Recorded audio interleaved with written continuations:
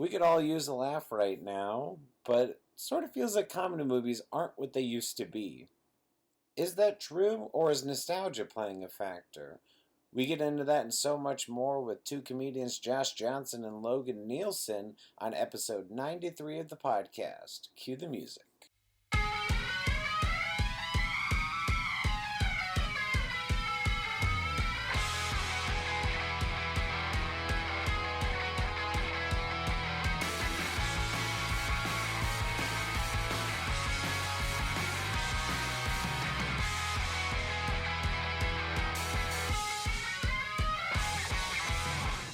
Welcome, everyone, to the Entertainment Buffet podcast. I am one of your hosts, Brandon Prosek. Jessica Kwazz is still out working on some things. In the meantime, been having some very fun guests. Really excited for today's guests. We have Logan Nielsen and Josh Johnson. How are you guys doing tonight? Doing good, man. Yeah, doing well. Yeah, thank you so much for being on. I'm real excited to have both of you on. Two hilarious comedians. Josh.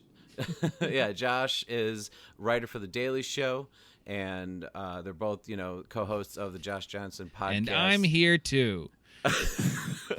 And Logan is Logan. Josh has this great storied career, and I'm his friend. Who knows how to edit. I know how to edit on GarageBand, so we started a podcast. And they have an intense air hockey rivalry. That is true, actually. That is absolutely true. I really wouldn't call it a rivalry. It's not a rivalry of somebody getting dusted every time. I know. Like if somebody's getting dusted He's always getting week, himself embarrassed. And that's cute. That's cute. Is cute, right? That's cute that you think that you're ever winning a game of air hockey against me. All right, can't be touched, can't be stopped. It's just sad. It's sad to see someone lie to themselves so much, and it's like now that he's getting bigger and the world's coming up in the industry, he's surrounded by yes men. I'm the only one who's treating him right. I'm the only one bringing him down to earth. See, I think you guys, what you guys need to do is you need to go full pro wrestling style and just like cut promos on one another, and we do like a little hype video. Oh, that's actually not a bad idea, Brandon. Record a match. That's actually not bad. No, I would love to just do a full episode where we just only talk about air hockey, or do a podcast while we're playing air hockey, so you just hear that clack like the whole time. Just really make it horribly unlistenable would be great. It would barely be clacks. It would be swishes from it going in his goal every time because I can't be touched. All right. Well, I would love to talk about air hockey. Good. Let's do it some more. This motherfucker. Okay. But one thing we're going to be talking about today is the state of comedy films nowadays. Before we jump into that, please, guys, introduce yourself. Tell the fans a little bit about yourself. Let's go ahead and start with Logan. If you want to tell everyone a little bit about yourself. Yeah. My name is Logan Nielsen. I'm a very good air hockey player. I've never been beat by anyone, especially not scrawny little punk bitches. But no, I'm a comedian. I've been doing it for 8 or 9 years now. Time has no meaning, so it's who's to say? Maybe I've been doing mics for 6 months. I don't know. You don't know. You don't know me, listener. Deal with it. Enjoy the mystery. Embrace the mystery of life. That's what I'm telling you. But I lived in Chicago. That's where I met Brandon. And but now I'm back in Iowa, which was meant to be a temporary stopover between my next move, and then a global pandemic started. so now I'm still hanging out in the old middle of nowhere. But life's pretty good. But I co-host and produce a show for a weak-wristed man named Josh Johnson, who I'll introduce here. Hey, Josh. Okay, somebody think he cute. All right, so here's the thing: the weak wrist thing is like an actual physical ailment that I have. All right. Yeah, so from getting beat at air hockey so hard. Like when someone, in basketball when you break ankles, hockey, break ankles in basketball, you can do that in air hockey, but it's wrists. I unleashed the dogs here. You did. This was your bad, Brandon, for starting the show with air hockey. I want to let you know right now. Like, here's the thing. My name is Josh Johnson. I do comedy and I dust fools on air hockey tables in a way that like is unprecedented. All right, like I'm surprised he even standing at the table when I get done with him. Anyway, past that, I run a podcast with my friend, and sometimes not friend when we're at that air hockey table, because then all bets are off. We've been doing the podcast for a little less than like 6 months or something? A little more than 6 months. A little more than 6 months? Okay. But it feels like it's been 5 years. We have immediately taken to it in a way that felt natural, because we do just spend hours talking. So I think that was a good way to open up the show, where at first it's very miscellaneous, just random stuff, but then we quickly leaned into the stories that we have with each other and just from our past and everything that I think are interesting and really fun to listen to. And I think that we have a shared experience, not just with comedy, but like being friends in Chicago and everything. We learned a lot about each other. And so some of that cuts through with the podcast and everything. So I like to think of the podcast as like an inside joke for everyone. You know, like I know that that's like nice. a bit that's a nice elevator pitch oxymoron. there, bud. I like that. Yeah. I haven't heard that one. That's good. Yeah, when I bother people in elevators, that's what I say to them. By the way, it's called the Josh Johnson Show. I don't think we said the name of it. But it's called. Whoops. Yeah. so our elevator pitch isn't great, but it's okay. Yeah. Our elevator pitch is definitely going to have them Googling something. Yeah. We promise we only talked about air hockey once on the show. There's a bunch of other episodes that are not about that, about a bunch of other wide-ranging topics that are very fun. That's going to be a spin-off, its own podcast. It's going to be on its own network. Oh, we've talked about doing an air hockey spin-off for no one. There's 3 people that would be into it, and we're 2 of them. Well, I will say, guys, about your podcast, we were talking a little bit before we started recording. As a comedian myself, one of my favorite things to do is just hang out with comedians, because it's so much fun.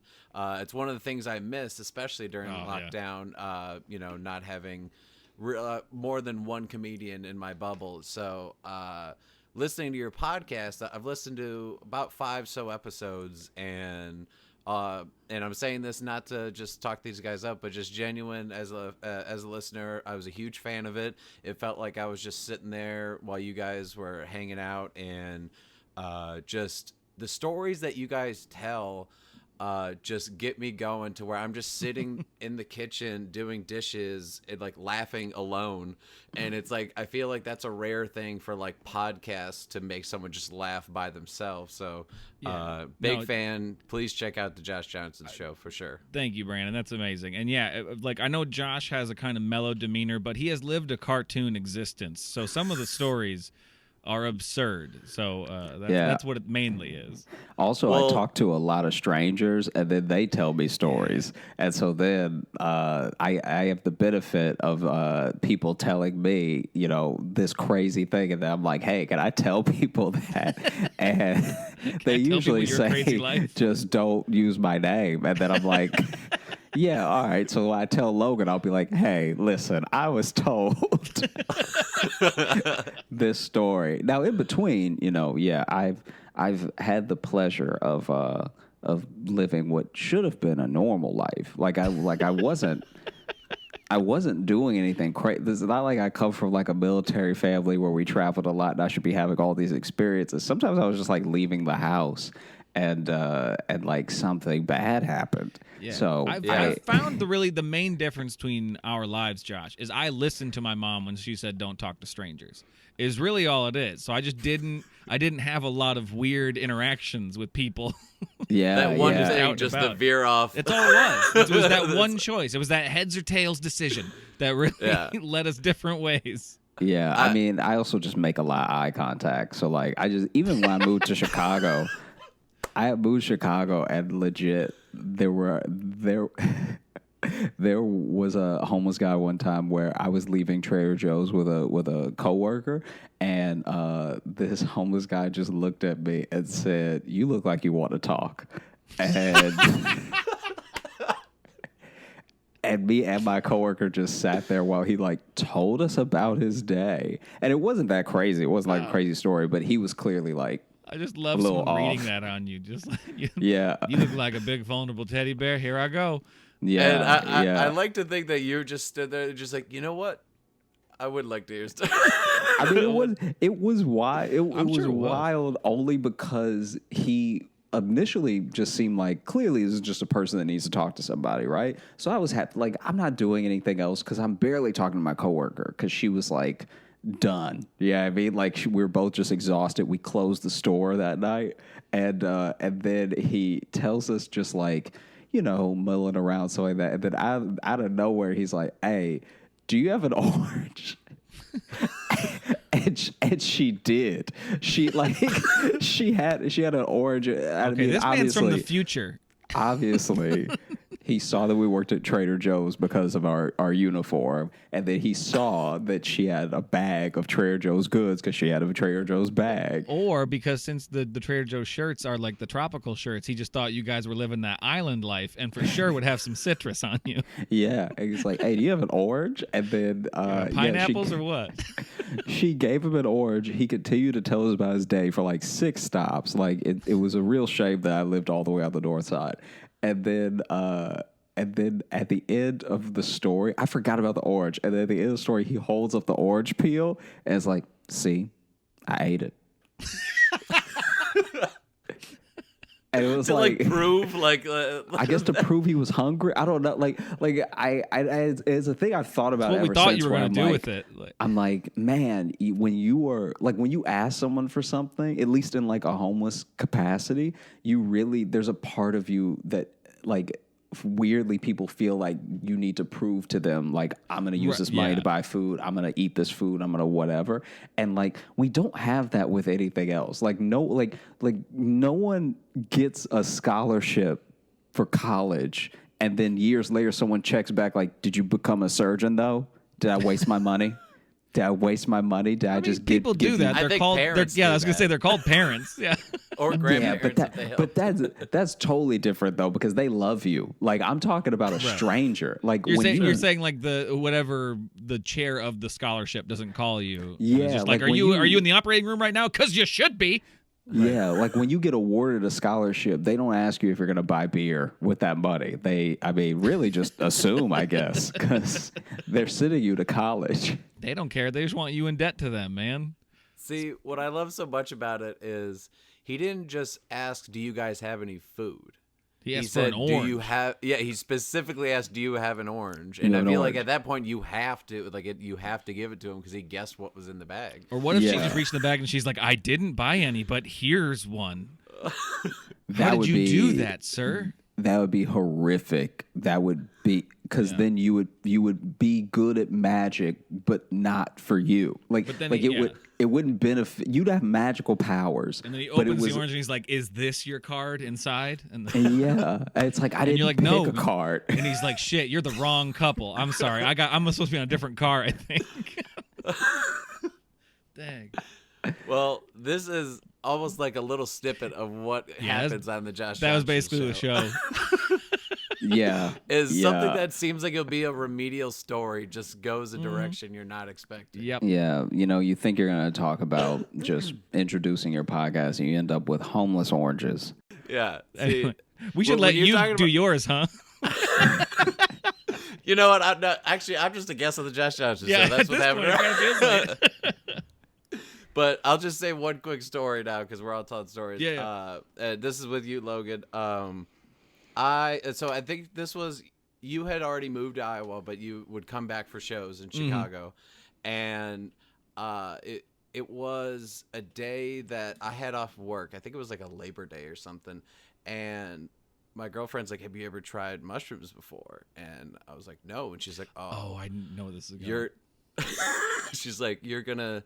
It's a beautiful day outside. You're going to take it, and I'll watch you. I'm not going to take any. And, obviously I went on a journey that day. But as I was kind of coming down from it, still feeling it, but like needing food to kind of just like, I feel like come back to normal. we were gonna walk. I lived around the corner from a Subway sandwiches, and which I don't know why I said the full name, like Subway James sandwiches. Well, they're a sponsor, so yeah. So I was like, I just need something in my face now. It doesn't have to be good. And we're walking, and then I realized, because of the day of the week it was, that there's a mic and a show at a bar between my apartment and the Subway. Yeah. And I think in the distance I saw you and Cameron Little and maybe someone else I knew. And like, I didn't know what I looked like, or like what I was still kind of like just trying to remember what life was like. You normal. looked like you had just gotten dumped. Like, you looked like you had just, like, you were walking off like a hard conversation. But I said hi to you, and I was like, "Oh, hey, Brandon," and then he like didn't really give me anything, and I was like, "This motherfucker already big timing me." You know, I was just more like, they have no, like, I think I was more like, they have no idea, and also I don't know what I look like, and you know, like, I'm trying to remember what was life like before being on mushrooms. You know, like, I was still processing normal life, and I think I got to Subway, ate like half of a sandwich, and then was walking back. It was kind of like back to normal just in that walk. Yeah. And then I think I said hi and was just like, okay.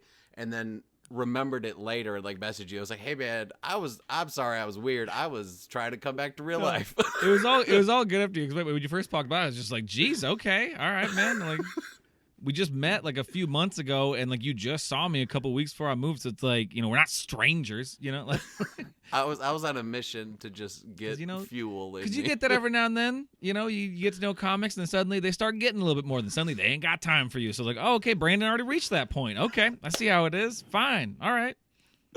He's too big for me. I see how it is. I see how it is. Yeah. Right. Meanwhile, Brandon is walking like, why is that blueberry looking at me? Yeah. And then I was like, do you have an orange? And he was like, what? Yeah, that's the thing. I just needed an orange, and I would have came back to real life. Good for that stuff. But all right, well, that's a little snippet of pretty much what like the Josh Johnson show is like. I'd just say so. Telling stories and cracking up. But yeah, one thing I wanted to talk about with a couple comedians is something I've noticed the last handful of years, and you know, I think it's because I'm a comedian and also, you know, a filmmaker, but just the state of comedy movies nowadays, it feels like they don't come out as often as they used to. It feels like anytime you see a trailer, they give away all the good jokes, and it's just, I don't know, to me, I feel like it's something that studios just aren't taking a risk on them anymore, or it's only like maybe a couple in the whole year. It feels like totally different from when we were growing up, and like it felt like, you know, Sandler movies, Will Ferrell movies, you know, Chris Farley, David Spade, you know, like all these comedies just coming out constantly. So handful of things I want to talk about with this, but I wanted to talk about just, is this something that you guys have just noticed, both maybe as comedians or just, you know, your own personal entertainment, just comedy movies not being what they used to be anymore? Yeah, I mean, I think so. I think this is my thing. I feel like Galifianakis was like maybe the last recent version of like a Sandler or a Farrell, where it was like he's in a lot and he's very good. Like Melissa McCarthy's another one.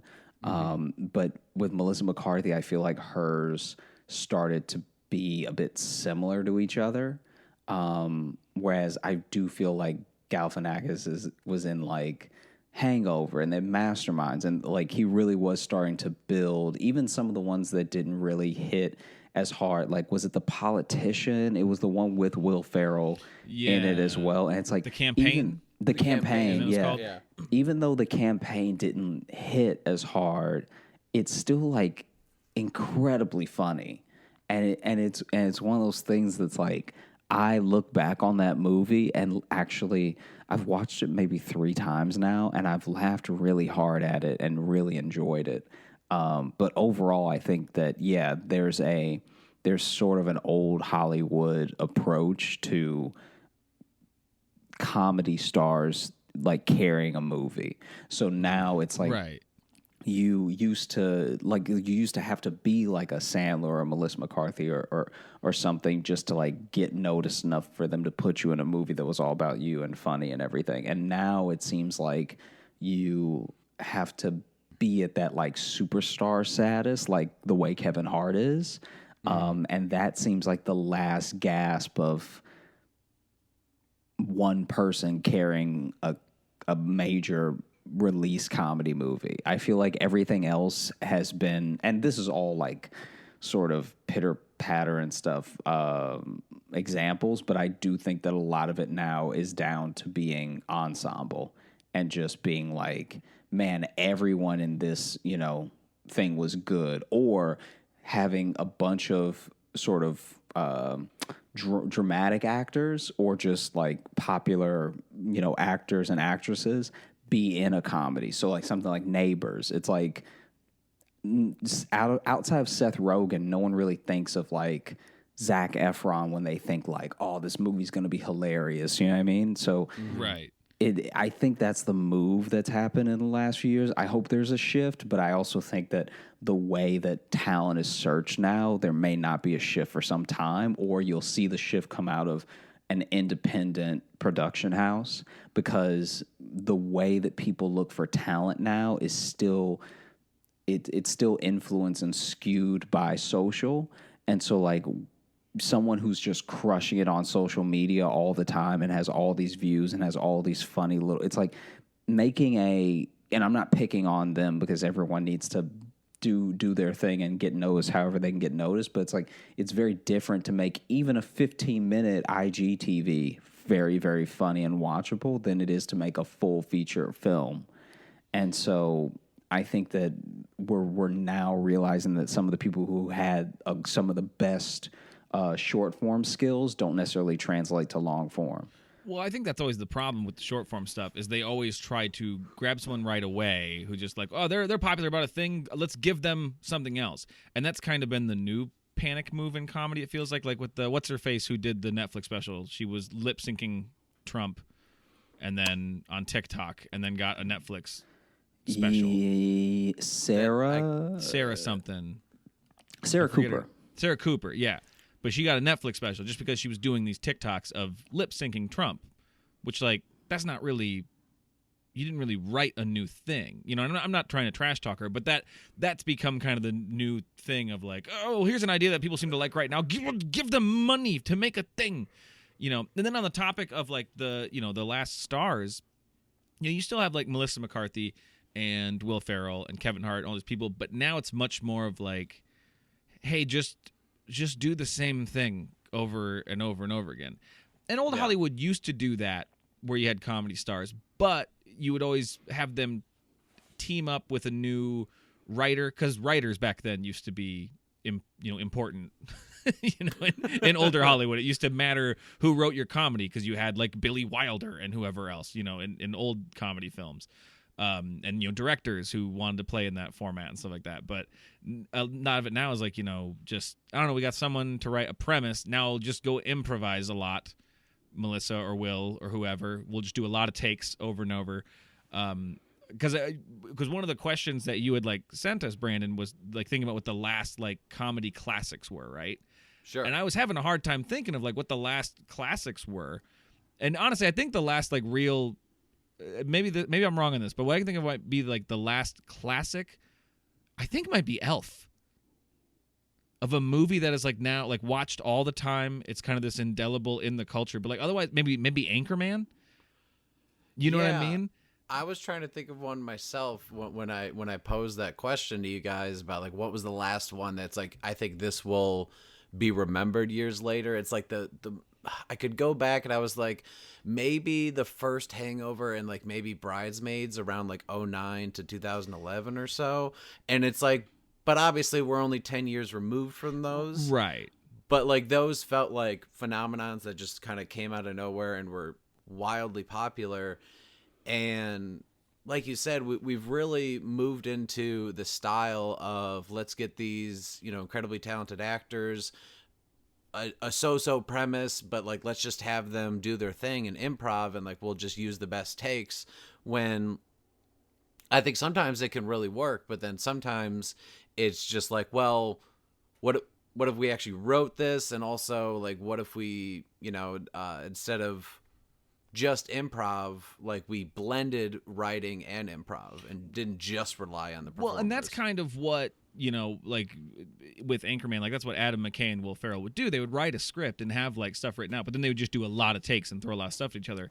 And I think that's the main difference, where both the star and the director are on the same page of how they want the movie to come together. And with a lot of those other ones, because all those like kind of movies that followed up, then Paul Feig became like the next kind of big comedy director, and he just kind of had the same style as that, with a little bit of Judd Apatow mixed into it, if you will. But a lot of modern comedies, I'll see like, who's directing this? Oh, some guy. It looks exactly like all the other versions of it that happened, in the previous, 5 or so years. But it's like, oh, we got some guy to also, just light it flat. Get a good shot, reverse shot, run at the same time. I was gonna say medium shot, reverse shot, and let them do their thing. Just do a 3-point setup, let them improvise for a while. We'll do that for a day, bada boom, put it in the can. Let's get out of here. Let's do another take tomorrow. That kind of seems to be the formula, and that's for me. Like, it's not that I'm saying any comedies right now are not funny, because there's definitely funny stuff, but like kind of like you said, most of the funny stuff's in the trailer.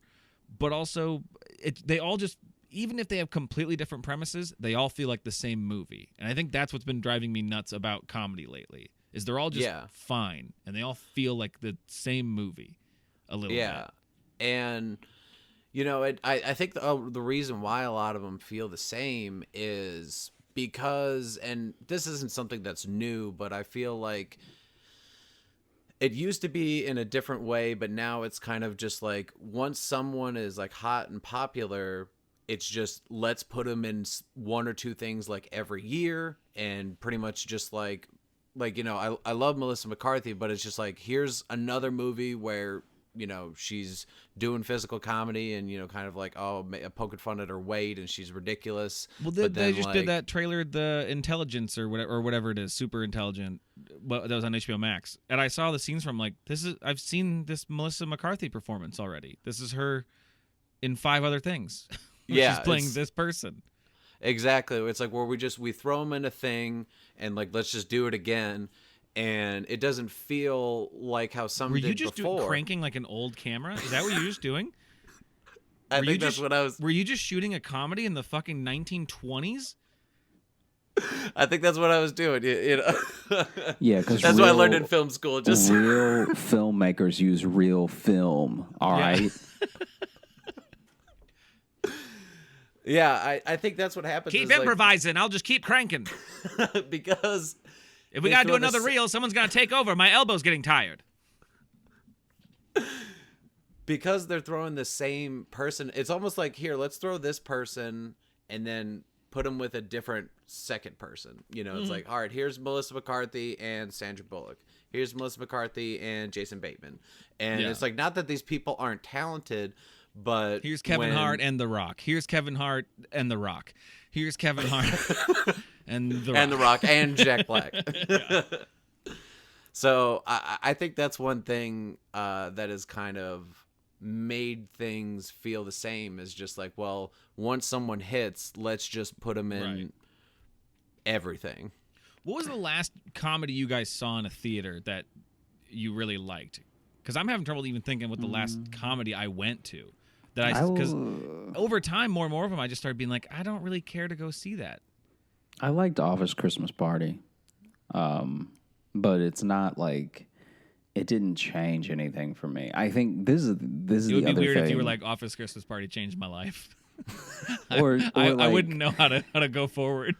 But I mean, I think that there's all this fault that can be laid at the feet of like gatekeepers and studios and productions and stuff. But I do think that some of the fault lies with just the general audiences being conditioned to, like, when you look at Twitter, Instagram, Facebook, TikTok, Snapchat, like, everyone I know has at least 3 of those, right? They at least have 3 of them in their phone. And all of them are bombarded. You're bombarded from the minute you wake up, from the minute you decide to log on, to when you decide to get off, you're bombarded with jokes, like almost mostly jokes, and you have been conditioned slowly. I'm surprised people even find us funny anymore, like stand-ups, because you No, that's true, man. You are bombarded with every little angle and every little type of joke. Like, I see so many things that are like references, and then I see things I'm like, oh wow, that's a step. That's the next level of the joke, because in this meme, this is just the joke of the thing. So like just as an example, today Trump got impeached. Bunch of jokes about Trump getting impeached, right? Trump impeach, all this stuff. Then there are now jokes within 3 hours. There are now jokes that are like the third level of the joke. So now people are using like Back to the Future references to do a Trump impeach joke and like weave all these things together. And it's like, man, I don't know how you would navigate this and try to make something original and new in long form that hasn't at least been picked apart by the style of like memes, GIFs, emojis, and people's reactions in short videos to things. It's like it's the worst version of It's All Been Done, because it's not that it's all been done, it's that it's all happening currently. Like it's all like well, it's so fast. Like you were just saying, like how quick it went from point A to point B in one day. Like now it's too, like there are times when I'll miss news for like not even a whole day, part of the day, and then I'll be seeing references. I'm like, what is this even referencing? And then it's 3 levels deep in the news story that I'm like, I haven't even seen the headline yet. Already, everybody's so deep in this. The one time, and this is what definitely something I was going to talk about, is just like how social media and like YouTube and TikTok, like it's kind of oversaturated with comedy. But like one example of how quick something jumped was during one of the debates when Mike Pence had the fly in his head.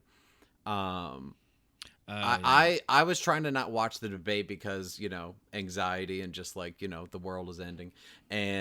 But I was like, hop on Twitter and I'm like, maybe I'll just see some funny jokes about it and I can laugh and then go back to doing what I was doing. And I see like everyone freaking out about like the fly just staying on his head. And then within that time frame, someone had created a Twitter account for like Mike Pence fly, and the profile pic was just the fly on his head, and he was just like tweeting just like, oh man, it smells up here, just like all these things. I don't even think I saw the fly. I think I saw a post about Jeff Goldblum before I actually saw the goddamn picture of the fly. I was just like, I guess something happened with a fly tonight. I don't and then all of a sudden I look and it's like 50,000 followers on Twitter to like Mike Pence fly, like, and I was like, it's not, the debate isn't even over yet. It's like someone jumped right on that, and within less than an hour had tens of thousands of followers. And sure, I bet a week later everyone forgot about it because a new thing happened. But like, why at the end of the day would you like pay to go see a comedy movie where maybe you've been on your phone moderately laughing all day? Do you want to spend money to go to the theater, or would you rather be like, you know what, there's a new comic book movie that came out, or there's a new sci-fi movie, like maybe I'll pay to see one of those. I don't know if I need to see a comedy. Yeah, I mean, it's like that thing is exactly what makes it difficult now. Even when you're constructing bits for stand-up, you have to really artfully craft your work and then hope. Like, people leave out the hope. It's like, you have to be good, you have to be confident, all that, and then you have to hope that like people don't already know your joke through someone else or through some shared experience. Like even with me just talking about myself on stage is like, all right, but I'm not the only black guy in Brooklyn that's weird. So like this might be tread territory that I'm delving into. And I think the movies have the same problem, because now you have movies that are coming out where we think about how long it takes to make a movie, and it's not as if all of Hollywood convenes and they're like, all right, I'm making a movie about a security guard, so nobody else do that for a year. You know what I mean? So now you have your thing come out, and you have to get all the best people together, the best writers you can afford, the best actors you can afford, everything. And then you have to hope it's like even somewhere near relevant that people can latch onto it, because people can do all the campaigning they want and try to make viral TikToks off of a song that's in the score of the movie and all this stuff. But like, if you can't make people sit down to watch your thing for as long as it lasts, then it's not going to be successful.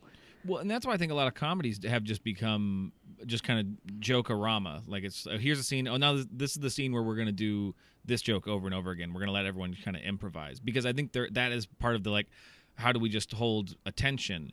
Which to me, like, always the funniest comedies are ones that have a plot where it's about little moments that are fun. At least that's what makes me laugh in comedy. And I'm not trying to be some sort of snob here. I also fucking love Step Brothers. That movie's just nonstop jokes and barely has a plot. The plot is, what if we were Step Brothers? That's not really a plot to a movie. And every scene is just a competition of who can do the best joke. That can work. But I think that's just, it has to be all of the players have to be, kind of playing the same game a little bit. Which in some of these where it's very clearly, we're making our own version of this, we need we need a Will Ferrell comedy. Just make one. You know what I mean? Those are the ones we start feeling like, I guess it was good. I guess it was funny, but it didn't really hold me. You know what I mean? That's where you almost get that. Yeah. That's the just repeating the formula of like, I don't know, just roll for a while and do a lot of takes. Just do a lot of takes, a lot of improv. Well, one thing that, we were talking about just a moment ago as well was, like you said, I think it was Josh, you were talking about what's been done before, not just with like memes and, GIFs and Instagram stories and all that. But I think this could be said not just about, comedy movies, but movies in general, where people will say like, well, they're not the way they used to be. They're not as good. But like, to be fair, I think that, for example, like what's someone that people say like Animal House is a classic, or like Blues Brothers. But like a lot of the time these movies were maybe the first of their kind. And now you have like all the people that tried to recreate that for years. And then people that just try to capitalize on like the teen comedy phase with like American Pie and doing like 4 of those movies. And so like now it is very difficult to find like genuine original ideas just to start with a premise, because everything feels like it has been done before. Whereas like older ones, they have the advantage of like, well, maybe there wasn't a raunchy college comedy movie that was this style. Now it's like, well, that's been done to death for 50 years. Like it's one of those things. Raunchy college comedy? I feel like that, because that came back a little bit in like the early 2000s. I feel like that one calmed down a little bit too. It didn't hit. Well, also, yeah, it's like it's tough to like make anything raunchy anymore because of like optics, like especially with college stuff. Because if you look, any college movie has a lot of like, sexual assault implications in them at best. You know what I mean? Like pretty much everyone's like, okay, there's just they're hard to look back on, a lot of them. Yeah, Revenge of the Nerds is one. Well, Revenge of the Nerds, but even Animal House has it, where where she's asleep, but it's like the devil, like fuck her, like that whole thing, and then you find out later, it's like, oh, she's 15 or whatever, and it's like, ooh, okay, oof. That went down okay when I was in high school because I wasn't thinking about the. I was just like, haha, jokes. It's a little devil on his shoulder. And then you get slightly older. It's like, oh no, everything about that is just bad. And I wouldn't show my child. I mean, I wouldn't show my child Animal House, but but I mean, I would want to be able to explain that scene and why it's all bad. Yeah, I mean, I think is it Project X? There was some movie that was like this the wild found footage one. Yeah, and I think that, I don't know if that hit or not, but that's the last one I remember being like, wow, they're really going for it. Like because there's there's like House Party and there's these other things, but like the other problem with nostalgia is that it's a feeling, it's not a reality. So if you go back and watch like even Little Rascals, if you look at the editing in Little Rascals, everything is so slow. and you can tell that the kids are being like coached off camera, and it's just bad. It's like it's bad. It is bad. Now I want to watch Little Rascals again. Dude, it's like I like Animal House and Little Rascals being in the same conversation too. I like that. But it is just this thing of like we give so much leeway with something already being a classic and it being so hard to talk down that it might not be good or it may not have lasted, that now there are these insurmountable heights that the current, like, that contemporary artists have to try to match. So like it's the equivalent of someone coming along, right? Someone coming along and saying like, you know what? I don't know if Tupac was good. Oof. Oh, you got problems. You got people coming for your ass, right? Yeah. Because there are people who were influenced by Tupac that became great artists themselves. Then there were people who listened to Tupac in high school where their brains are still developing and they were like having all these feelings, and he helped them suss them out. So now he's a legend and a god to them, and he died. And that's what comedy movies have in a weird way, is that there are comedy movies like Animal House, Revenge of the Nerds, all this stuff like that, that like, sure, up against a sort of like contemporary, even woke-ish lens, they don't hold up, right? Because you spend so much time cringing instead of like, and then even when you try to contextualize it for the time it was in, you're like, yeah, but it wasn't okay that they thought it was okay. So then, and now, now you've left the movie. Now you're not watching the movie anymore. You're watching a movie in your head about what will happen if a bunch of people were watching you watch this movie and laugh. Well, I like that. And so now there's a bit of an impossible puzzle to solve where even the things we're nostalgic for weren't as quote unquote good / weren't as well made as we remember them in our minds.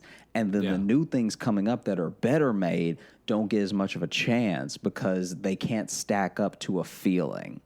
Well, I think too, it's not even just the nostalgia part of it. From like, I like the comedies from when I was younger, because I don't I grew up in the 90s. Not every comedy from that era was great. There just were some good ones, I think. But in that era, like, studios took more chances on concepts a little bit more. Like, that's kind of the thing. It feels like they don't take a chance on like stranger concepts anymore. Because I think about, like, even in the 80s, think about Ghostbusters.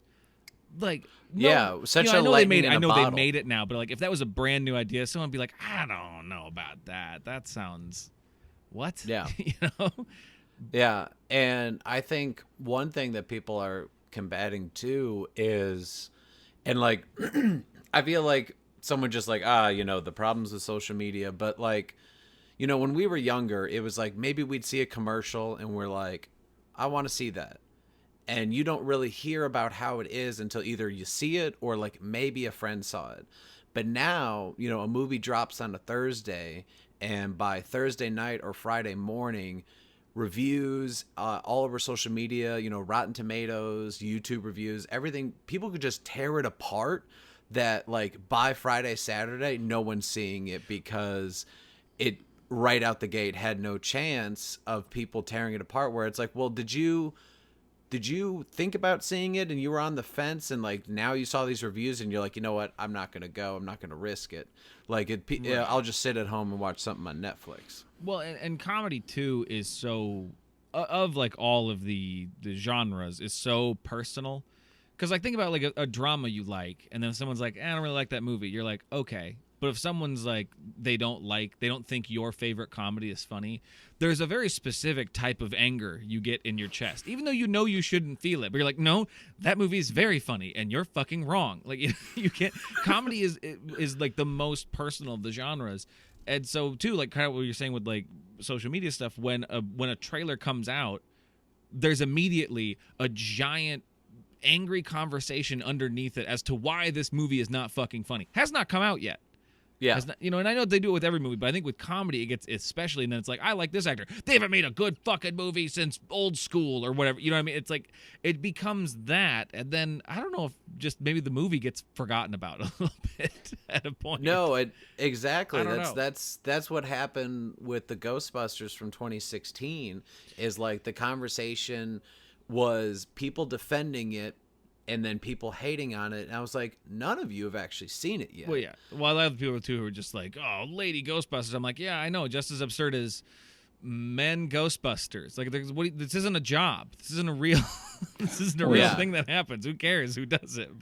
And I didn't see it, not because I hated it or anything. I literally just have not seen a modern comedy in years. I maybe will catch one a year, and especially when it's a debated one too, with comedy stuff too. When something's super heavily debated and everyone's arguing about it, and it actually turns me off from seeing it, just because I'm like, I don't even care about this. It's why I never watched Nanette. I have nothing against that comedian. I don't care, but I'm just like, it seems like now I have to have a take on it. And I can't just be like, yeah, it was a thing. I can't just, you can't passively enjoy comedy anymore, I think, but is part of it. You also, the thing that does make comedy harder than drama is that, I know people who you suggest a movie and they're like, oh, I couldn't finish it. It was too sad, right? No one has that with a comedy where they're like, I had to turn it off. This shit was too funny. All right, I thought I might die. I couldn't handle it. All right. So then comedy at its best is just you finishing it. Like comedy, that's the saddest thing about comedy is that at its best you walk away being like, that was good. And then with drama, it's like, for some reason you can make a movie that's so messed up and sad that people leave the theater or turn it off, and that's still seen as a W. Well, yeah, those movies are not only allowed to, but I think encouraged to challenge people a little bit, and comedy can and should, and some movies still do. But mainstream comedy movies, they're kind of not trying to challenge anybody. And I don't mean in being offensive or anything like that, but challenging you to, I don't know, pay attention, to tell a story, to to really have little moments that you have to pay attention to or whatever to fully enjoy it. And that's why too, the hardest I've laughed in theaters in recent years have been not comedy movies. It's been when it's snuck into other genres. Yeah, where it's it's because I'm already invested in something else, and then this little moment, catches my eye or whatever, or it really makes me laugh. Yeah, which that is something that comes up a lot too. That so many other movies will be a thing, and then they'll throw in good comedy because maybe some comedic performers are in there. One in particular is movies in the Marvel Cinematic Universe. Right. It's those are action, adventure, movies, but then it's over time they started really laying in the comedy inside of that movie. So it's well, why not? Why don't I go see this, movie that was $300 million, and it has all this action and it's going to make me laugh. And it ties into 10 other movies that are coming. So versus this one that may make me laugh. Yeah. Well, but on that point too, while someone like Marvel, I think, has done it pretty well with how they use humor in their movies, because they've made it just kind of an overall part of it. That's other movies now are trying to copy that formula. It's making them not as good of action movies or whatever, because they're trying too hard to be funny. Yeah. Where it's well, that's just out of nowhere. You're just trying to be Guardians of the Galaxy, but you didn't build the whole foundation to get you to that. You know what I mean? Yeah. And you're starting. What's up? Yeah. No, it's just also you need to add some humor if you already know your shit's gonna be 3.5 hours. If you gotta add some laughs or some something, because it's if you're gonna make me cry and it's gonna be 3.5 hours, the only way I'm not gonna kill myself is there's some jokes. Which is funny, because then for an almost 3 hour Judd Apatow movie, I want to kill myself because it's way too long for a comedy. What was the last thing Judd Apatow directed? The last thing he directed was that King of Staten Island. That Pete Davidson and people like that. So I think people like that, but I heard in the reviews too the same thing. Where just his movies are always just a little bit long, and I'm not shitting on Judd Apatow. I like his stuff, but that became almost the two camps of either do the Will Ferrell movie where you're just doing a ton of just silly improv, or do the Judd Apatow route where it's like just have almost too many scenes, have almost too much movie, while also doing a shitload of improv. Well, and I think the reason why that is a problem with his movies, why they feel so long, and like when I mention it to some people who aren't like a film nerd like me, they're always like surprised, but like the standard comedy movie is 90 minutes, and that's why like even with like stand-up shows or even sketch shows, like it's kind of the perfect length. It's the perfect length for comedy. Exactly, because you're sitting there and like, let's say something's really funny and like you're laughing. Like there's been times where I've seen like live album recordings, so obviously this is someone who's been in the game for a while and just has killer material. Even after like an hour of just laughing hard, I'm like, I'm a little exhausted. So like if you're gonna do that, like, but twice, like 2 hours, it's like, all right, well, this is like work now. It's so fun, it's becoming not fun. Right, yeah. No, that's a good way of putting it. Yeah, it's I don't know. I keep trying to think. I'm like, what were the last comedies I watched that I really liked? And I think the most recent one I really enjoyed was like Dolomite Is My Name. Might have been the last, because that movie is a straight comedy. It is a biopic too, and I think why that movie is so good though, because the thing that I really liked was how kind of sneaky inspirational it is, because he's just this guy who won't be. He won't fall down. He wants to keep making his thing, whatever. And then also, it's a genuinely funny movie. And to call back to the beginning of this, Wesley Snipes is fucking hilarious in it. So, but like, but even that, I'm like, well, I think a big part of why that movie was so good for me though was because of the story with it though too. The story that that held it up. I don't know. And if you're gonna have a silly movie that doesn't really have a story, I'm fine with that. But then commit to that. Don't try to have a plot really. Then make a Step Brothers. Like my favorite comedy of anything that's been made in the last 5 years is I Think You Should Leave with Tim Robinson. Those sketches are just nonsense, and they're wonderful, but they don't waver on being just wholesale chaos, and that's what I love about it. Yeah, and they literally commit to the bit. Exactly. Where it's like, oh, the sketch could end at this point. No, we're gonna do 2 more beats of it, of me screaming at you about this thing, and it's going to continue to be funny. And it's weird that almost studios haven't really cracked that, because that's what people love about TV comedy right now, are really good stories. Like everyone loves Schitt's Creek. It's because they love that family and the stuff they go through together, and they love getting to know them over time. It's why like The Office just will not die as a classic, is because everyone always just, they love the arc of Jim and Pam, and they love the arcs of these characters. The bits are funny too, but they love the characters and how they grew and how they changed. It's right there in front of you, telling you like, here's what will really get people invested in comedy. But no one wants to like really put 2 and 2 together.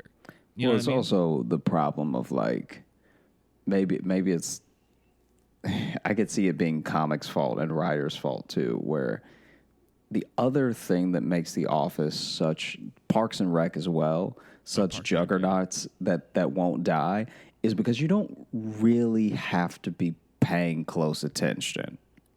And like it's a weird thing where if you were to binge watch 8 episodes of The Office and you were, also like cleaning your house or something, you wouldn't miss a ton. You'd miss some bits. You'd miss some very funny jokes and stuff like that. But the overall arc of like, to what Logan is saying, like Jim and Pam have a thing, and then like Ryan's annoying, and then Michael's too much, and like you get that in a way that has a lot of subtext and doesn't have to be like spelled out.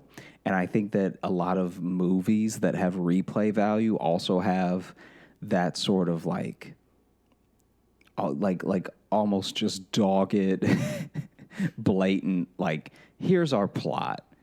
We're not gonna try to trick you. There's no twist. This is what's gonna happen, and it's gonna take us another hour to finish it. And I find that like I'll give you an example. This is not this is gonna sound weird. No, just one movie that has a lot of replay value is Drumline. As dumb as that sounds, because it's just this Nick Cannon movie about a guy who gets a scholarship to be in a drum line at college. But it's just going to be like dope music, and he's going to have to overcome something, I guess. And then at the end, there's going to be a big battle with another band.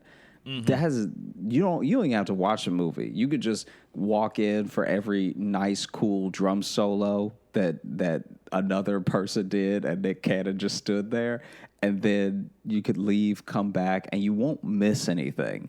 And I think that like those are the two routes. And I think that it's almost insulting to ask someone to go that other route. Like everyone as comedians and as writers who always want to write something that's amazing and the best and all this stuff like that. And that road does exist and it can happen, because I think that Melissa McCarthy in Spy is like one of the best Melissa McCarthy movies. I've watched that movie so many times, not even seeking it out. Just if it's on a plane, I'll watch it. If it's already on TV, I'll watch it, because I can come in the middle and know what's going to happen and know. Because it's almost in that other road that I'm talking about, where the movie is not telling a phenomenal story. There's like a couple twists, but it's like, okay, clearly someone who's equipped is going to be thrown to the wolves, and then they're going to do well, and it's going to surprise everyone, whatever. But along the way is a lot of great jokes and a lot of like, I cannot mess this up as a viewer, Whereas something That's like fair. I Feel Pretty, which is the Amy Schumer movie that got ripped apart before it even came out, was because it was this weird thing where she was like confident, but she was confident because she hit her head. Like, Right. And I think we're at peak Schumer backlash too. That was another thing too of not just Sure. the content of the movie, but also the Who was the lead in it. Of like Sure. everyone's decided they hated her now. Yeah, and I think that that's another thing where it's like that movie, at least in my opinion, that movie was kind of taking some chances, because it was like, it is rare outside of Rebel Wilson and Amy Schumer. It is rare that you see this unconventional beauty with confidence thing. As much as people talk about it, you don't really see it. Like we're still casting Margot Robbie and Margot Robbie lookalikes in movies. You can take those chances, and sometimes it'll pay off. Like I feel like to Logan's point from before, it's like, it depends on what your goals are. It's like if your goal is to create this completely subversive piece of comedy, then something like Nanette is going to be a surefire way to do that, because it's like this different thing where it's like half funny and half not, but then being called a comedy special. And so then some people are immediately upset about that, because they're like, it wasn't. And then other people are like, this is new. I think I could actually sit and watch a full special if it was like this, if it was some parts funny and then some parts other things. Yeah. So. Well, there's one movie that it came out a few years ago that I recently took a watch to on Netflix, that it was one that was just berated that like it was awful. It got like Raspberry Awards for like worst, director or You something call like them that. the Raspberry Awards and not the Razzie, huh? Well, you rarely hear I full somebody, named it. you Subway really, sandwiches. you really, yeah, that's true. Well, I would say the Razzie is the Subway sandwich of awards. So I think that's the works. MTV Awards. Yeah. I just remember it was just like hated on. So like I never saw it, and then I've been watching like some Muppet stuff, and I was like, wasn't there that one that it was like a raunchy comedy but with puppets and Melissa McCarthy? You know what? It's on Netflix. I want to see, is it as bad as people say? And like, bear in mind, it's not great, but like I'm watching it, and the whole time I'm like, guys, this is not that bad. Like there are much worse movies than this. Like, but also, like I remember that Red Band trailer. It's like, oh, a puppet comes and it's silly string. Yeah. And so it's like but it's like a lot of it too. It's like so much. It told you what the movie was gonna be. So much puppet cum. It told you what the movie was gonna be, and I think some people were still like, "Oh, well, it was gross." It's like, did you not see the trailer? That's what it was gonna be, right? And like, sure, it's a very rudimentary plot, but like, I was like, you know what? That was a fun little 80, 90-minute movie. You know, I don't hate that I saw it. Do I want to buy it and like recommend it to everyone? Probably not. Right. But like that was one that I think critics just like tore apart and then just was like shoved to the side to where it's like the back of Netflix now. Like I had to almost type out the full name to like come it up. I never saw it pop up, so I was surprised to hear it was on Netflix. Yeah, I had to search. Like I had to like, you know how sometimes it's like you type like Puppet Con. you type like Keep scrolling. let's just say BL and it's like Blues Brothers, but like Happy Time Murders. I had to like write out like Happy Time, and then it was just like Happy Time. Are you sure? I forgot the title of it. You know? I also forgot the title. Like as you were describing it, I was like, "What was this thing called?" Yeah, it's interesting. It's not like I said, it's not great, but like I was like, you know what? It was a different take. They're trying to do something different with puppets to where it's not just a kids movie. But yeah, just the fact that like if it isn't talked about right away, there's a lot of times where things will just get thrown into like the bin and just like forget about it. Like there's almost no chance of resurgence at all. Well, and I with something like that too, that I know that's silly, so this isn't going to have this, but I just had a thought too, because I watched recently, one of my favorite comedies is Shaun of the Dead, and I just rewatched that recently. Was in the mood for it, put it on, and I think one of the things that really makes that movie work, not just the story, but also the stakes matter. And so when it gets to the point to where they're dealing with real shit, the movie lets them deal with it. And like there's jokes in it, but it's more about the emotion of it. And I was trying to think, I don't think I've seen a comedy in a while that just let the story have its stakes. You know what I mean? Of like, oh, there's a scene where just the characters have to just deal with what they're dealing with. Like they're sad. They're like, oh, this puppet's coming so much. You know, they have to no. But you know what I mean? Like I think that's part of it. And I do also want to take a second to say we have brought up Melissa McCarthy's name a lot. And I want to be very clear. I think she's great. I think she's a good actress. Yeah. I just think a lot of her movies tend to be forgettable, but I think she's fantastic. My parents used to watch that Mike and Molly show, and anytime I was home, like so I would just see it on when they had it on. And then I'd always be like, oh, this show's not great. She's really good in it. She's doing more than people are doing in multicam sitcoms right now, like performance-wise. The show was kind of meh to me, but I was like, oh, she's actually nailing this. Yeah. We should clarify. It's like we're not hating on Melissa McCarthy. Everybody we've named are good actors. Is funnier than Adam Sandler. Oh, yeah. Statement. Fight me. I mean, Melissa McCarthy is a better actor and way funnier than Adam Sandler. She's definitely a better actor, but yeah, but but he was really good in Uncut Gems. I will say that. That's your guy. You got him. Top to bottom. I think the reason it's sounding racist now. It at the end there didn't sound like Adam Sandler. Are you sounding racist or completely accurate? Yeah. He's hit every one of those notes. It's both. And I was worried because over like around Halloween, I had several friends whose opinion I trust text me and tell me they really liked Hubie Halloween, and I was like, oh no, quarantine broke everybody. And it's like, it's actually really good. I'm like, oh, you guys, I haven't watched it yet, and I've heard it's actually really funny, but I don't know. But it's like, did they go into it thinking it was a piece of garbage, and they're like, it was? I think okay. so. And it was free. Think so. It's well, yeah. Well, it wasn't free. You got to pay the subscription. Netflix ain't. Everyone keeps thinking Who Netflix doesn't is free. have Netflix? Yeah.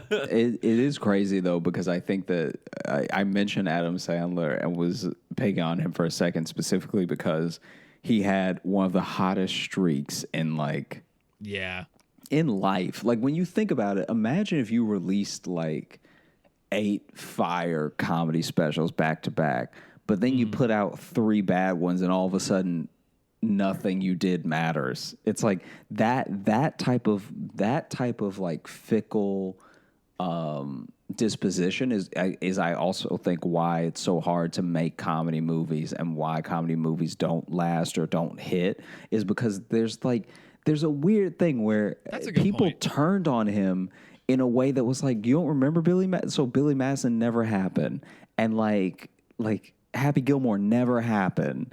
And Big Daddy never happened, all because all my he did albums that. didn't happen. Yeah, Like, all because he did that thing where he played his own sister. It's like that. That was so bad that it rewrote history. Like and so that's a weird thing that I don't know if dramatic actors have as much. Where they can be in some duds, but it's still like, oh, but Manchester by the Sea was so good that it makes up for the next 5 movies. Yeah, I think that's and one last thing I'll say about Melissa McCarthy, I think it's the reason why she kept coming up because she's one of the most recent. Her and like Kevin Hart are like one of the most recent like big. They're in everything. have they done a movie together? They've had to have. Probably. I don't think they have yet. Really? That surprises me. It's probably that in they the haven't works done- like right now. It's gotta be. Yeah, someone's Here's just the thing cranking- is though, what's so fucked up They is at least both haven't been the lead.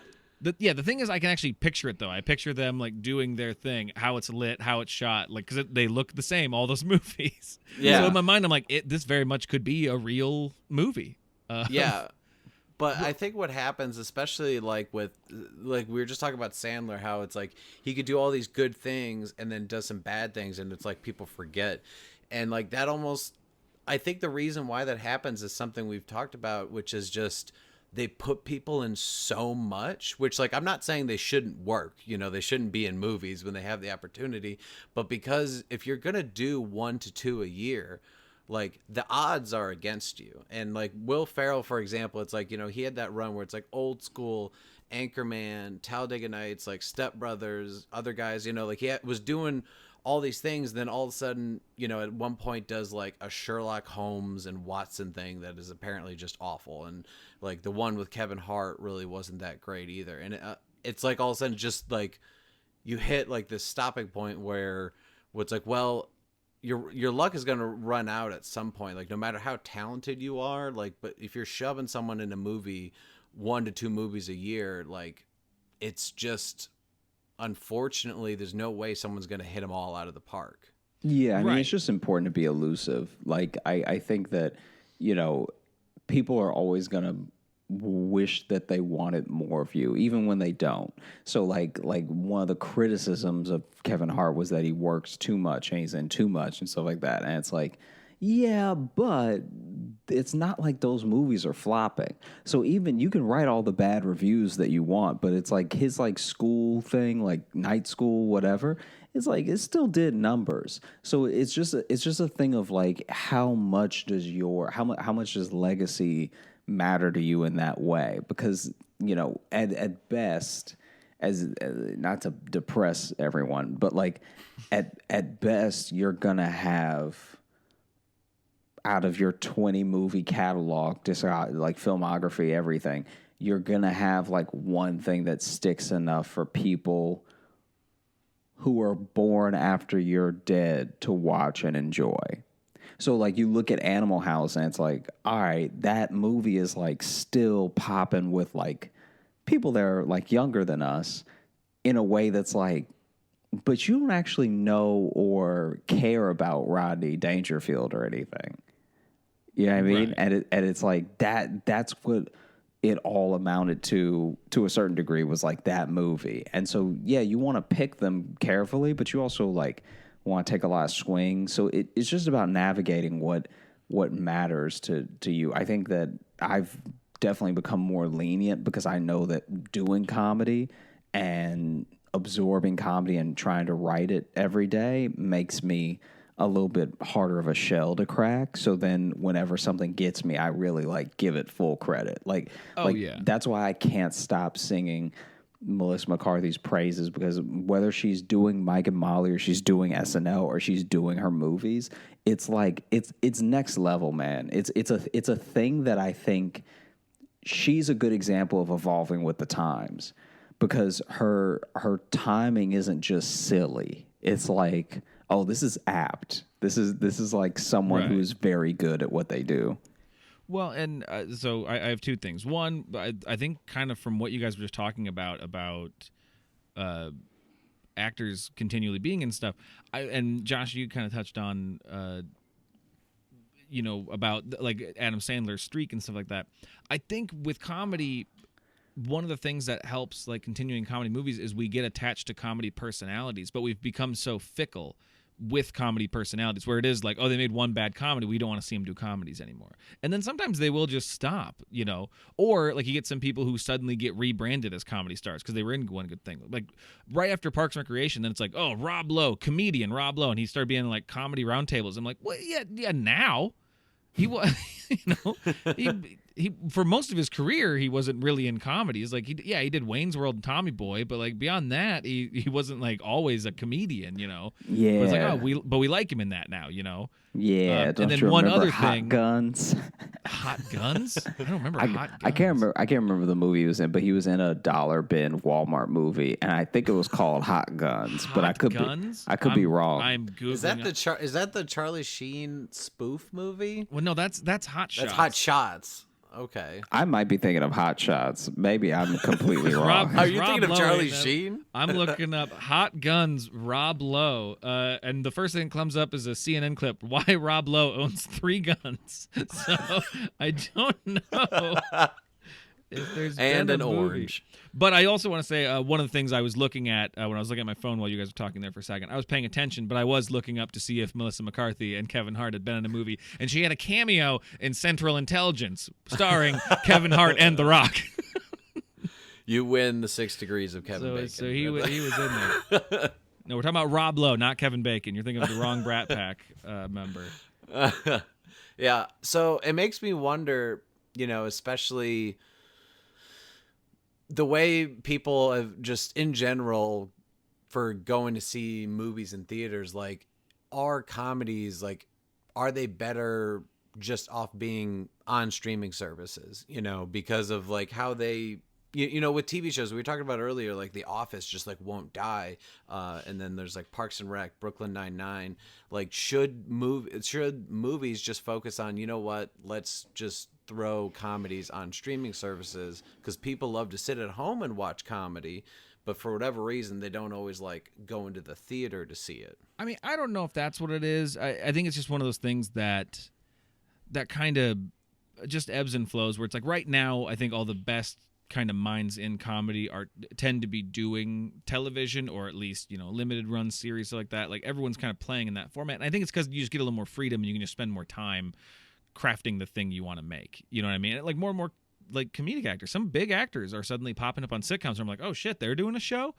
You know, and not because it's like a bad career move. I think it's actually a good career move sometimes because you get to flesh out a character and you almost get, because comedy is so fickle and moves on so quickly. I think part of it right now is just if you've been in a great comedy movie, cool. It will be talked about for a week and then it'll go away. I really like think about the last like talked about comedy. I think it was The Hangover was the last like really everyone was talking about this movie, and I think because it was a surprise hit, it wasn't really expected to be a huge hit. Yeah, and you know none of those guys were like huge stars yet.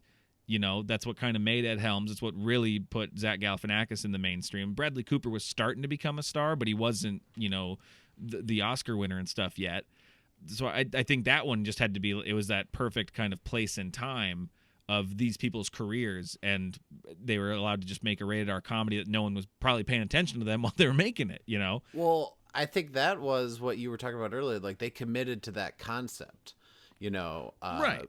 Like you see it and for some people it may not have super big watchability because it was a lot of like shocking, like, oh shit, what did we do last night? That's like but like they committed to it and it wasn't funny. I remember enjoying it like the first time I watched it. It wasn't the greatest thing I ever saw, but like it was also funny, you know? Yeah, for sure.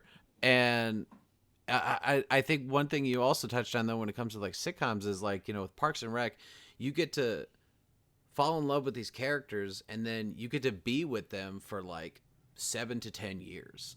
Well, yeah, and learn their nuances, their little things they do that are funny, not just the jokes. But that's why some of those shows, like Parks and Rec, was one that really like, and especially that, you know, that first 5 years went from being like the first season's like meh. By the 5th season, it's like holy shit, like the jokes per minute in this show and the way these characters are played, like everyone knows these characters so well by that point. And same thing with The Office. The Office went that route too. It's like I think you can you can spend more time almost earning the audience's trust a little bit of like, hey, stick with me and we're gonna be funny and have fun, you know. But anyway, I don't know. Did we solve anything here? Did we get to the bottom? Did we get to the bottom of comedy? I don't know. I felt like we just we had so much fun it became not fun. No, I don't know. I think it's one of those things where, like, I'm sure comedy movies will get really good again, and I'm sure there are ones out there that are really good that I just haven't seen, because I think it's harder for a comedy to catch my eye now too, being in the world of comedy. You know, now usually for entertainment, I don't want to watch comedy because I don't want to think about, oh, how do I need to up my game? You know what I mean? That's the hard thing sometimes. Yeah. That's why I don't watch comedy special a lot. 'Cause I'm like, no, I don't want to. It's like studying game tape. I don't need to do that right now, you know? Studying game tape. Let me watch something else. Let me watch Fargo again. That's, you know. Yeah. Well, I think it all comes down to it's the most subjective genre, and it's also the most challenging that, you know, you show someone Anchorman and someone's going to think it's the best comedy ever, and then someone's just going to be like, this is stupid. Right. Whereas, like, you watch, I don't know, like Apollo 13, just something that's like an Oscar, like, classic, you know, all these famous actors got Tom Hanks. It's like, everyone's probably going to objectively love that movie, you know, or at least enjoy it. No one's just going to be like, this is stupid, you know? Jim Lovell might hate it. Gives him flashbacks. Those are Tom Hanks plays in it. Learn history, people. No, but I think also too with comedy, like you said, it has to be made well, which I think everyone making it kind of has to be in on the joke. You know, you gotta have a good comedy editor. You gotta have someone who knows how to shoot comedy. You gotta know. You have a good comedy director. Everyone kind of has to know what the joke of the movie is. And then even if you have all that perfectly, on the other end of this, people going like, I don't get that joke. It's stupid. I hate this movie now. You know what I mean? For sure. You almost get an extra chance to fail that those other movies don't, a little bit, if that makes sense. Absolutely. Maybe it doesn't. I'll go. Oh, Josh, you look like you're about to say something. No, I was trying to not laugh because I thought he was gonna say something. I didn't want my laugh to interrupt the next thing Logan was gonna say. Oh God, you know, as a comedian, I hate when laughs. You know, yeah, but imagine you were about to like finish. You were about to do a thought, and I'm just like, like. I like how you did an impression of yourself.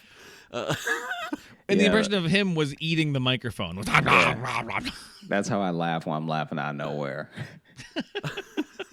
I do a great me. Well, on that note, you know, it's been a real pleasure talking to you guys about this. We'll definitely see when it comes to comedy movies. You know, a year or two from now, we could be like totally wrong, and they could just have a huge upswing. We have I hope so too. I hope so. Like, I want.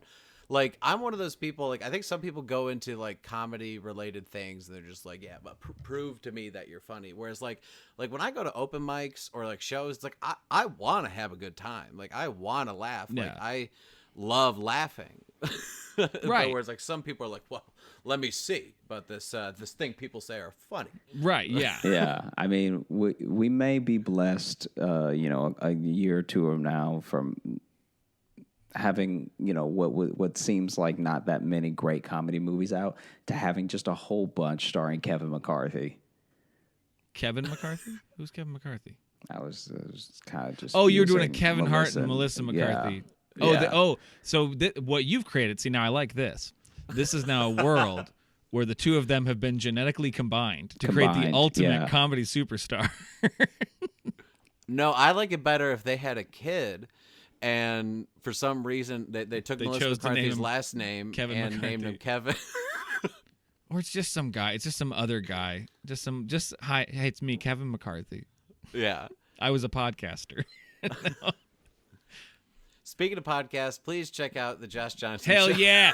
Check that fucking segue, Prozac. Come on, man.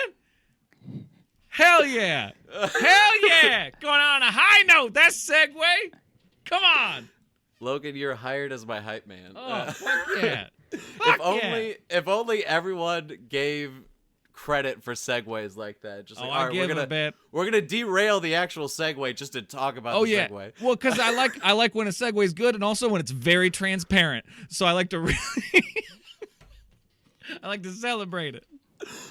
It's like when those podcasts will like drop an ad, but they try to make it seem like it's still part of like an interview conversation. It's just like, yeah, it's a good point, Logan. Speaking of Logan, we're talking about Casper mattresses. My favorite is when they do it on like true crime murder podcasts. That's sometimes the funniest shit to me, where they're just like, I know like the state of the world has you stressed, and sometimes I get stressed, and that's why I like to use the Calm app.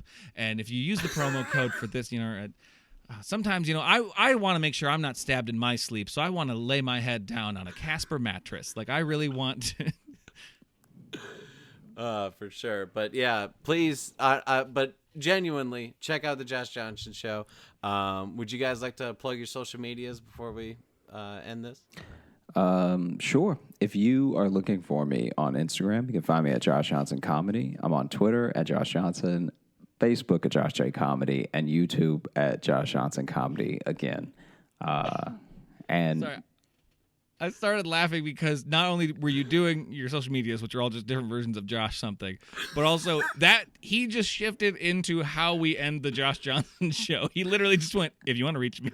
It was just fun to see you dip into like host mode there. I liked it. yeah, I mean, it's the only way I know how to do it.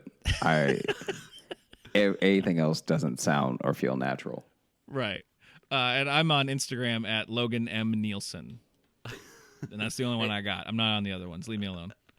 I'm on Instagram and Twitter at Brandon Prosek. And thank you guys so much for coming on today. Thanks for Check having out us, their man. Thank you for having us. Yeah. Absolutely. Well, yeah, we'll have to, a year from now, let's just like see where comedy movies are, and we'll just like shit on Yeah. Sandler some more. Guys, 10 years from now, let's meet at this spot and have this same conversation. Okay? Let's have the best Absolutely. summer ever, and then let's do that. Absolutely. All right, guys. Well, like yours, I think sometimes I'm like, I don't know how to end it, so I'll just end it somewhere in there. Okay, bye.